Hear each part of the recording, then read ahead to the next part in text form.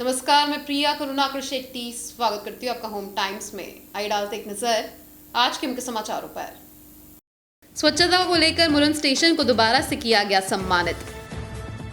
ईद के बाद मंदिरों और मस्जिदों के बाहर देखा गया भारी पुलिस बंदोबस्त। सोसाइटी की देखरेख कर रहे मैनेजर ने ही गायब किया पैसों से भरी तिजोरी। मुलुंड पुलिस स्टेशन में मामला दर्ज। धार्मिक स्थानों पर हेलीकॉप्टर की सुविधा देने के नाम पर मुलुंड में बुजुर्ग दंपतियों के साथ ठगी। नवगढ़ पुलिस स्टेशन में मामला दर्ज। सफाई को लेकर मध्य रेलवे के स्टेशनों में सबसे ज्यादा अंक हासिल करने वाला मुलुंड रेलवे स्थानक बना है। इसी को लेकर मुलुंड रेलवे स्टेशन को सम्मानित भी किया गया।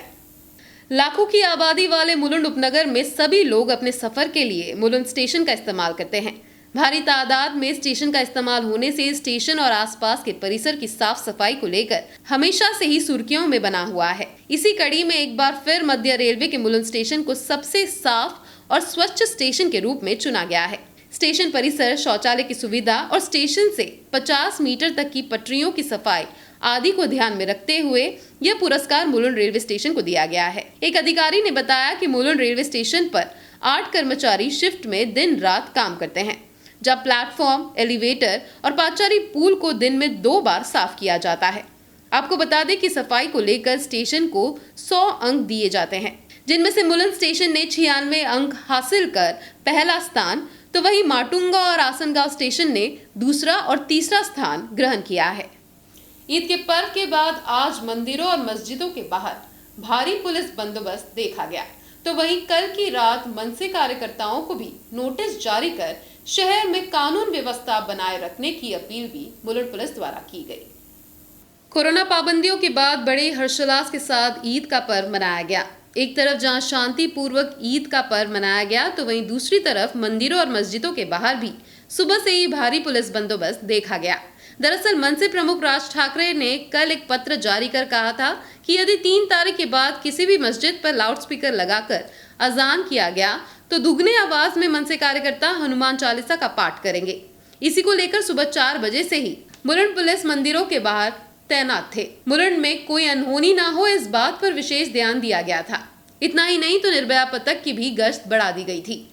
ईद के पर्व के बाद कोई अनहोनी ना हो, इस बात को ध्यान में रखते हुए मनसे कार्यकर्ताओं को पहले से ही धारा 144 और धारा 149 की नोटिस दे दी गई थी, जिसका पूरी तरीके से मनसे कार्यकर्ताओं ने पालन भी किया और मुलुंड में कानून व्यवस्था बनी रही। देखिए, सुबह से मुलुंड की परिस्थिति ऐसी है। मुलुंड में देखा जाए तो आज सुबह से किसी भी मस्जिद के ऊपर अजान उन्होंने लाउडस्पीकर लगा के आज नहीं पढ़ा है, सुबह का अजान।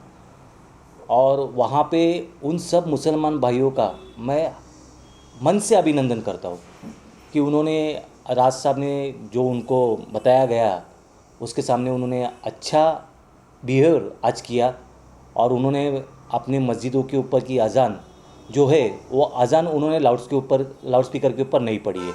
देखिए, अभी यहाँ पे राज साहब ने सब महाराष्ट्र सैनिकों को, हिंदू अपने सब भाई बहनों को, सबको राज साहब ने बोला है और राज साहब ने एक बार कहा तो ये हम लोग के लिए आखिरी लकीर रहती है। तो उन्होंने कहा है कि अगर मस्जिदों के ऊपर भोंगे बजेंगे तो उसके सामने हनुमान चालीसा लगाएंगे, तो उसके सामने हनुमान चालीसा लगेगी। एक हाउसिंग सोसाइटी के पैसे से भरे तिजोरी को सोसाइटी के मैनेजर ही लेकर चंपत होने की घटना मुलुंड नाउर गांव में उजागर हुई है। तिजोरी में 5 लाख से अधिक नकद पैसे थे। मुलुंड पुलिस ने इस मामले में एफआईआर दर्ज कर आरोपी मैनेजर की तलाश शुरू कर दी है। मुलुंड पुलिस से मिली जानकारी के अनुसार नाहुर विलेज स्थित मन मंदिर सोसाइटी ने सोसाइटी के कामकाज के लिए एक मैनेजर को काम पर रखा था। 26 वर्षीय रोशन ज्ञानेश्वर दलवी जब 27 अप्रैल को काम पर आया, तब तक सब कुछ ठीक था। जैसे ही रोशन के जाने का समय हुआ, रोशन ने खुद जाकर बिल्डिंग में लगे सीसीटीवी कैमरे को बंद कर दिया और रूम में रखे तिजोरी को लेकर वहां से चंपत हो गया। गौर करने वाली बात यह है कि जिस वक्त रोशन वहां से जा रहा था, तभी आसपास के परिसर में मौजूद लोगों ने उसे खुद देखा था। परंतु जब कुछ दिन बाद सोसाइटी का सेक्रेटरी किसी कारणवश लॉकर रूम में गया, तब वह दंग रह गया। दरअसल तिजोरी में रखे 5,04,000 रुपए नकद तिजोरी सहित गायब थे। जब सोसाइटी वालों ने रोशन को फोन लगाना चाहा, तब उसका फोन स्विच ऑफ बता रहा था। सोसाइटी में लगे सीसीटीवी फुटेज को खंगाला गया, तब रोशन ने किस तरीके से चोरी को अंजाम दिया होगा, इस बात की भनक सोसाइटी वालों को लगी। इस घटना के उजागर होने के बाद सोसाइटी वालों ने 2 मई को मुलुंड पुलिस स्टेशन में जाकर घटना की जानकारी दी और रोशन के खिलाफ मामला दर्ज करवाया। फिलहाल मुलुंड पुलिस शिकायत के आधार पर आगे की जांच में जुटी है। धार्मिक स्थानों पर हेलीकॉप्टर की सुविधा देने के नाम पर वरिष्ठ नागरिकों से हजारों रुपए की ठगी करने का मामला मुलुंड में उजागर हुआ है, जहां शिकायत दर्ज करने के लिए भी पीड़ित को पुलिस स्टेशन के चक्कर काटने पड़े और आखिरकार शुक्रवार को अज्ञात लोगों के खिलाफ मामला दर्ज किया गया।